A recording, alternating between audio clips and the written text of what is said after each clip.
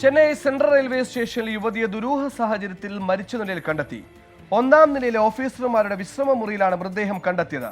ഇരുമ്പ് സ്റ്റാൻഡിൽ കഴുത്തിൽ ഷാളിട്ട് മുറിക്കിയ നിലയിലായിരുന്നു മൃതദേഹം. റെയിൽവേ പോലീസ് അന്വേഷണം തുടങ്ങി. അനീഷ് കെ ശിവദാസ് ചെന്നൈയിൽ ചേർന്നു. അനീഷ്, ഈ മരിച്ച ആളെ തിരിച്ചറിഞ്ഞിട്ടുണ്ടോ? എന്താണ് ഇതിൽ ഉയരുന്ന ദുരൂഹതകൾ? എന്തൊക്കെയാണ് വിശദാംശങ്ങൾ? ചെന്നൈയിലാണ് യുവതിയെ ദുരൂഹ സാഹചര്യത്തിൽ മരിച്ച നിലയിൽ കണ്ടെത്തിയത്. ഈ ഓഫീസർമാരുടെ വിശ്രമ മുറിയിൽ, ഒന്നാം നിലയിലെ ഓഫീസർമാരുടെ വിശ്രമ മുറിയിലാണ് മൃതദേഹം കണ്ടെത്തിയത്.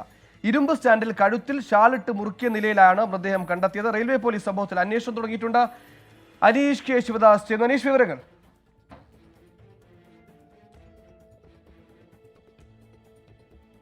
അനീഷ്, ഉയർന്നതിൽ എന്തൊക്കെയാണ് പ്രധാനമായി ഉയരുന്ന ദുരൂഹതകൾ, വിവരങ്ങൾ?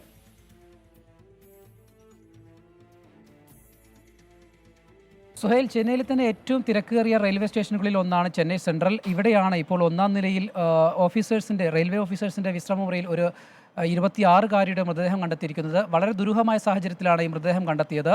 ഓഫീസേഴ്സിൻ്റെ വിശ്രമമുറിയിലെ ഇരുമ്പ് സ്റ്റാൻഡിൽ കഴുത്തിൽ ഷാളിട്ട് മുറുക്കിയ നിലയിലാണ് മൃതദേഹം നിലത്ത് ഇരിക്കുന്ന നിലയിലാണ്. ഇതാണ് കൂടുതൽ ദുരൂഹത വർദ്ധിപ്പിക്കുന്നത്. സമീപത്തായി ചില കറൻസി നോട്ടുകൾ ചിതറിക്കിടക്കുന്നുണ്ടായിരുന്നു.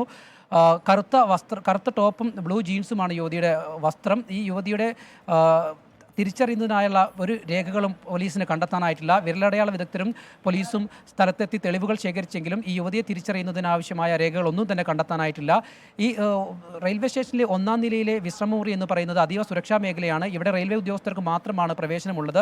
സാധാരണ യാത്രക്കാർ അവിടെ എത്തിപ്പെടാറില്ല. അതുകൊണ്ട് തന്നെ യുവതി എങ്ങനെ അവിടെ എത്തിപ്പെട്ടു എന്നതിലടക്കം ഒരുപാട് ചോദ്യങ്ങൾ ഉയരുന്നുണ്ട്. ഏതായാലും മൃതദേഹം പോസ്റ്റ്മോർട്ടത്തിനായി രാജീവ് ഗാന്ധി സർക്കാർ ആശുപത്രിയിലേക്ക് മാറ്റിയിട്ടുണ്ട്. റെയിൽവേ പോലീസ് അന്വേഷണം ആരംഭിച്ചിട്ടുണ്ട്. ഈ അതീവ സുരക്ഷാ മേഖലയിൽ യുവതി എങ്ങനെ എത്തിപ്പെട്ടു എന്നതടക്കമുള്ള കാര്യങ്ങൾ ഇനി പുറത്തു വരേണ്ടതുണ്ട്.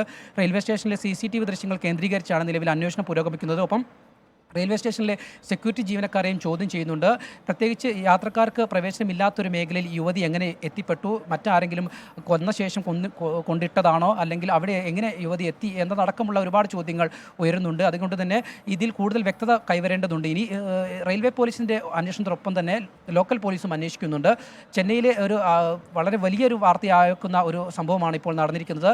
ഈ യുവതിയുടെ സ്വദേശം ഏത് സ്വദേശിയാണെന്നുള്ള കാര്യത്തിലടക്കം ഇനിയും വ്യക്തത കൈവരേണ്ടതുണ്ട്. ഒരു സ്റ്റുഡൻ്റ് ആണ് എന്നുള്ള പ്രാഥമിക നിഗമനമാണ് പോലീസ് പങ്കുവെക്കുന്നത്. 26 വയസ്സാണ് നിലവിൽ യുവതിക്ക് പ്രായം തോന്നിക്കുന്നത്.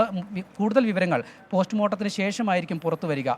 സുഹൈൽ, ശരി, ഒരു വിദ്യാർത്ഥിനിയാണെന്ന വിവരം മാത്രമാണ് നിലവിൽ ലഭ്യമായിട്ടുള്ള. അടിമുടി ദുരൂഹതയാണ്. ഏറെ സുരക്ഷാ വിന്യാസമുള്ള അതീവ സുരക്ഷാ മേഖലയായ ഓഫീസർമാരുടെ വിശ്രമ മുറിയിലാണ് യുവതിയെ മരിച്ച നിലയിൽ കണ്ടെത്തിയിരിക്കുന്നത്. അനീഷ് കെ ശിവദാസാണ് വാർത്തയുടെ വിശദാംശങ്ങൾ നൽകിയത്.